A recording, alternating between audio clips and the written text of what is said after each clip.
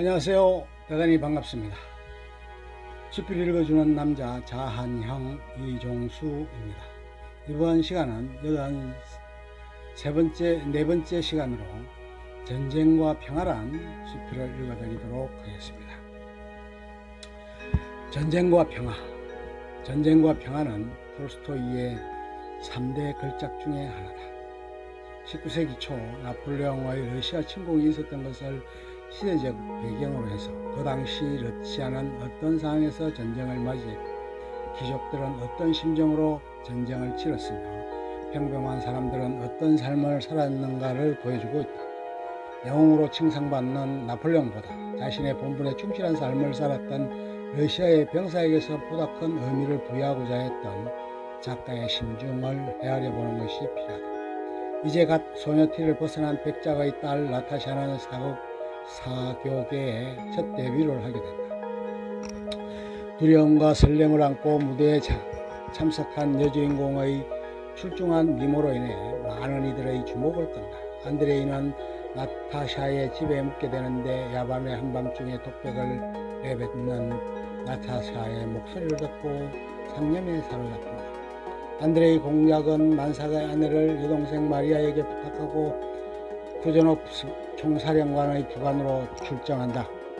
프랑스에서 유학을 하고 돌아온 베르페조 공작의 사생아 피에르는 그의 부친의 임종을 맡게 된다. 그리고 그는 그의 아버지로부터 막대한 유산을 단독으로 상속받게 된다. 피에르는 강교한 게임에 빠져 엘렌이라는 여자와 사랑도 없는 결혼을 하게 된다. 엘렌은 남편을 두고도 문남자들과 연애를 한다. 그러던 차에 피에르는 자기 부인과 불륜관계에 빠진 이와 결투를 벌이고자 한다. 피에르는 유사에서나 상대는 상처를 입는다. 안드레의 부인은 아들을 낳고 산후 임신 중독으로 인해 사망하고 만다. 소식을 들은 안드레이는 비통해 한다. 나타샤의 오빠 니콜라이는 전쟁에 나서게 된다.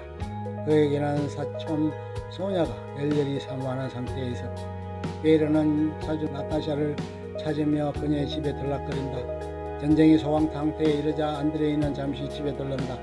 그리고 무도에서 나타샤를 만나 열렬히 사랑하는 사이가 된다. 그는 나타샤에게 청혼한다. 그러자 나타샤도 승낙한다. 그런 내용을 안드레이는 아버지에게 이야기하고 허락을 구한다. 나타샤와 로스토프 백작은 브론스키 공작을 찾아가고 본인에 관한 얘기를 한다. 그러나 브론스키 공작은 냉랭하게 얘기한다. 그러나 마리아는 그들을 환대한다. 안드레이의 아버지 블론스키 백작은 1년만 기다리라고 유예 기간을 준다. 1년 후 정식으로 청혼하고 결혼식을 올리는 것을 허락하겠다고 한다. 다시 전장으로 떠난 안드레이는 유럽 여러 나라를 여행하기도 한다. 그러던 중 나타샤는 무도에서 만난 바람둥이 피에르의 차남 아나톨 쿠라킨에게 늑신하고 그와의 도피행각을 계획한다. 이런 사실을 알게 된 소냐는 급히 피에르에게 연락을 취한다. 피에르는 소냐의 이야기를 듣고 나타샤를 못 나가게 하고 차남을 혼내킨다. 쿠라킨은 이미 결혼한 상태였음에도 그런 도피극을 꾸민 것이었다. 결국 나타샤는 안드레에게 파혼을 통보하고 실험에 빠진다. 전쟁의 상황을 파악하기 위해 전쟁을 살피러 간 피에르는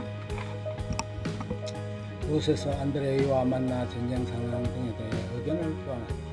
계속적인 전쟁에서 쿠즈노프는 늑대를 거듭하고 결국 모스크바까지 나폴레옹에게 넘겨준다. 그러나 모스크바의 절반은 불태워진 상황에 처한다. 추운 겨울이 닥치자 나폴레옹은 추위와 굶주림으로 지쳐간다.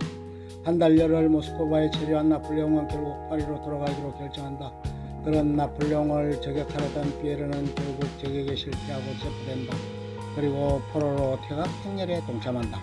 한편 안드레이는 전투에서 부상을 입고 우선으로 희송된다. 극적으로 안드레이를 만나게 된 나타샤는 지극정성으로 그를 간호한다. 그리고 자신의 잘못을 용서해달라고 한다. 마리아와 안드레이의 아들도 아버지를 만나기 위해 그곳으로 온다. 그리고 만났다. 결국 숨을 거두는 안드레이는 삶의 진정한 목적을 깨닫기는 했지만 그것을 향유할 시간을 갖지 못했다. 퇴각하는 나폴레옹의 군대를 쫓으며 결정적인 패배를 입히고 그들을 추방해낸다. 그러던 중에 폐차가 입대해서 전투에 참가한다. 결국은 적의 형탄에 맞아 절명한다. 로스토프 집안에서는 슬픔에 빠진다. 니콜라이는 전쟁 중에 피난길을 떠나려던 마리아가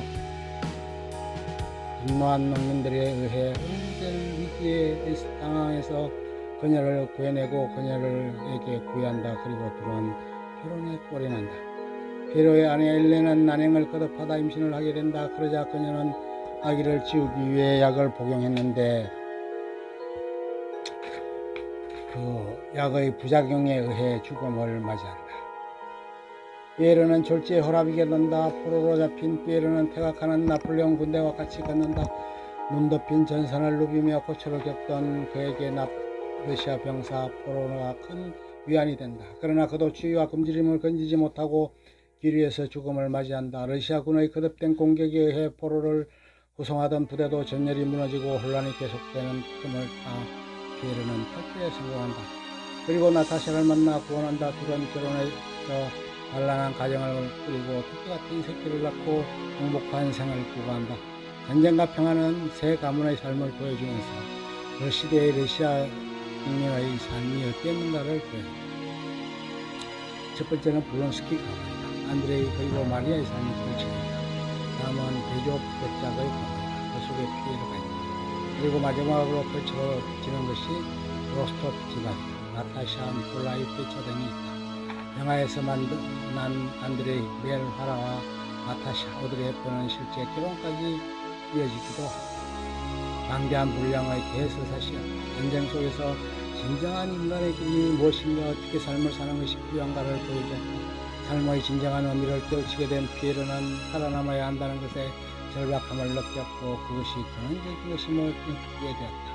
온갖 형태의 사람들의 삶 속에서 진정으로 어떤 삶이 바람직한 것인가를 보여줬다. 지독한 어려움 속에서도 삶과 죽음 속에서도 많은 것을 느끼고 깨닫게 되면서 진정한 삶의 가치를 느끼게 되었을 것으로 예정하고 전쟁과 평화를 통해서 사람이 어떻게 살아야 하는가를 새롭게 느껴보고 배우게 되는 계기를 가지게 되지 않을까. 좋으면 좋아요, 구독 눌러주세요. 감사합니다.